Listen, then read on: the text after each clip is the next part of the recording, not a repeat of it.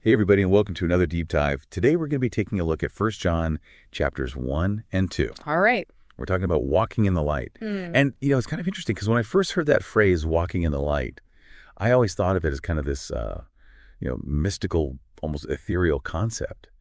But as I've been really digging into these chapters, I've realized that it's actually a very practical concept. Yeah. It's about living with honesty and purpose and love. So let's jump right into the text. First John starts with a pretty powerful statement right out the gate. It says, God is light, and in him there is no darkness at all. That's right. So first of all, what does that even mean? I mean, it's a metaphor, obviously, but what are we supposed to take away from that? Yeah, it's a metaphor, but it's a very powerful one. Light is often associated with truth and Yeah. purity and exposure. And so when it says God is light, it's saying that God is the source of all truth. He's completely pure and there's nothing hidden from him. That's interesting. When you say exposure, it makes me think of like a spotlight shining on every corner of my life. Yes, exactly. And that can be a little intimidating, to be honest. I can understand that. Nobody wants everything out in the open all the time. That's true. But think about it this way. A lot of times we try to keep our flaws and our struggles hidden. We tuck them away in the darkness, so to speak. Right.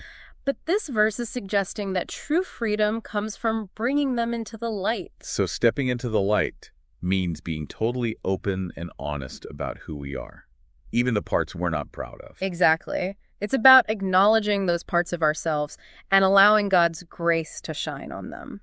Okay, so that makes sense. But then how do we reconcile that with the idea of sin, because we're told that God hates sin? Yeah, that's a good question. And I think it's important to understand that sin in this context isn't just about breaking rules. It's about anything that separates us from God.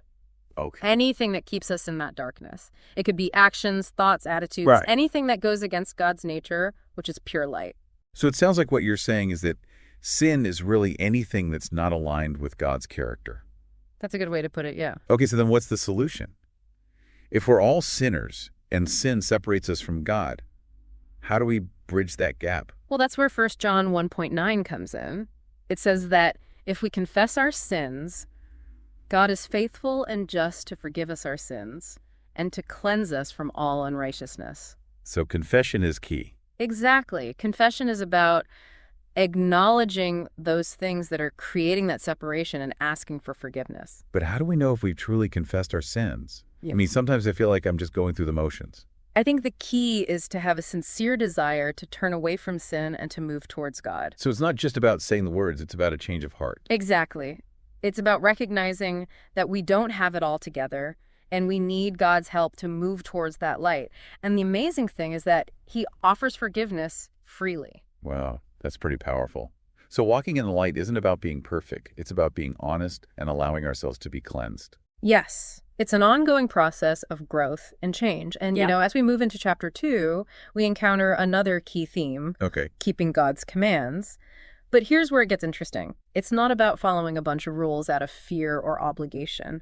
This whole obedience as love thing is Yeah. intriguing to me. I have to say, I struggle with that word obedience. Yeah. Just sounds a bit rule-bound to me. Yeah. I don't know. So how can obeying God's commands actually be an expression of love? That's a great question. And I think it's important to remember that it's not about blind obedience. It's more about aligning your heart with God's heart. When you truly love someone, you naturally want to do things that please them. You want to make them happy. Right, and reflect that love. So it's about acting out of love rather than fear. Exactly. And that leads us to another powerful verse, 1 John 2.6. It says, whoever claims to live in him must live as Jesus did. So we're supposed to live like Jesus, huh? Yeah. It feels like a pretty tall order. It is a high standard, but I think the point is that our actions should reflect the love and grace that we've received from God. It's about becoming more like Christ in our character and in our relationships. Okay, that makes more sense. But how do we do that? Like, what does that look like, practically speaking? Well, for one thing, it means loving others as he loved us. Remember that verse in 1 John 2.9? It says, anyone who loves their brother and sister lives in the light. Oh, right. So walking in the light isn't just about our relationship with God. It's about how we treat other people, too. Absolutely. You can't claim to be walking in the light while harboring negativity or resentment towards others. That kind of darkness will always hinder our growth. It's like that saying, hurt people hurt people. We're carrying around anger or bitterness, it's going to spill out onto others. Exactly. And that's why forgiveness is so important. It's not just about letting the other person off the hook. It's about freeing ourselves from that darkness. Okay, so we talked about confession and forgiveness. Yeah. Talked about loving others. What else does walking in the light involve? Well, 1 John 2.1517 brings up another important aspect. It says, "Do not love the world or anything in the world. If anyone loves the world, the love of the Father is not in them." Whoa, hold on. Isn't that a bit extreme? Are we supposed to just reject everything in the world? What about enjoying nature or good music or spending time with friends and family? Are those things bad? It's not about rejecting everything earthly. It's about recognizing that the world is full of distractions that can pull us away from God. It's about discerning between what truly matters, those things that are eternal and bring us closer to God, and those things that are temporary and fleeting. So what are some examples of those worldly things that we should be wary of? Think about things like lust, greed, pride, those desires that lead us to put ourselves before others and before God. These things can easily become idols in our lives, leading us down a path of darkness rather than light. You know, it's interesting. When I think about those worldly desires, lust, greed, pride, they often lead to actions that actually harm ourselves and others. Greed can lead to dishonesty. Lust can lead to broken relationships. Pride can lead to arrogance and a lack of compassion. It's like a domino effect. You've hit on a crucial point. These verses aren't just about some abstract philosophical concept. They have real-world consequences. Our choices, our actions, the things we prioritize, they all shape who we become. So how do we break free from that cycle? How do we resist those temptations and make choices that align with the light? It starts with awareness, I think. Recognizing those desires within ourselves and acknowledging their potential impact. Then it's about making conscious choices to align our actions with our values. Values that are rooted in love, honesty, and obedience to God's will. And remembering that obedience isn't about fear or obligation, but about love, right? It's like we talked about earlier, wanting to please someone because we love them. Exactly. And it's important to remember that this isn't about achieving some impossible standard of perfection. It's about progress. It's about striving to live in a way that reflects the light we've received from God. Even small steps in the right direction can make a big difference. Sounds like walking in the light is a lifelong journey, not like a one-time achievement or anything. Yeah, I think that's a good way to put it. It's a journey, but we don't have to take it alone. Right. We have God's grace guiding us every step of the way. That is encouraging. Yeah. Because, let's be honest, there will be times when we stumble. Of We course. make mistakes. We feel lost. Absolutely. And that's where grace comes in. 1 John 1.9 reminds us that even when we fall short, God's forgiveness and purification are available to us. It's a constant invitation to return to the light, Yeah. to start anew. So it's not about never messing up. It's about getting back up and continuing to move towards the light. That's right. It's a daily decision, a conscious effort to align our thoughts, our words, and actions with God's truth and love. You know, it's fascinating how these verses from 1 John, which were written centuries ago, can still speak to us so powerfully today. Yeah. It's like they offer this timeless roadmap for navigating the complexities of life. They really do.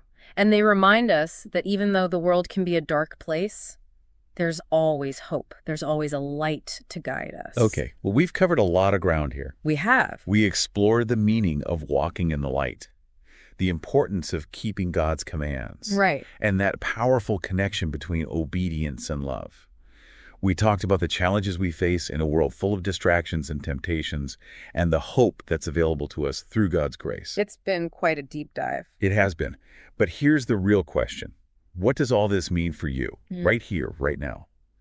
If walking in the light is about aligning our actions with our beliefs, what's one specific step you can take today to move towards a life of greater honesty, love, and obedience? That's the key, isn't it? It's not just about understanding these concepts intellectually. It's about applying them to our everyday lives. Right. Maybe it's reaching out to someone you've wronged Yeah? and asking for forgiveness. Or maybe making a conscious effort to be more patient and understanding with your loved ones. Or maybe taking some time for a quiet reflection, examining your heart, and asking God to reveal any areas where you might be holding back from His light. Exactly. It doesn't have to be some grand gesture. It's about those small daily choices that gradually lead us closer to the light. And as we make those choices, we begin to experience the freedom and joy that comes from living in alignment with God's truth. Right. It's not always easy, but it's a journey worth taking. It is indeed. And the more we embrace the light, the more we realize that it's not about striving for perfection, but about allowing God's grace to transform us from the inside out. Well said. And on that note, we've reached the end of our deep dive into 1 John chapters 1 and 2. But remember, this is just the beginning. There's always more to discover more, to learn more, to experience on this journey of walking in the light. So keep digging, keep questioning, and keep seeking the light. It's a journey that will lead you to a life of greater purpose, meaning, and love. Until next time, keep diving deep.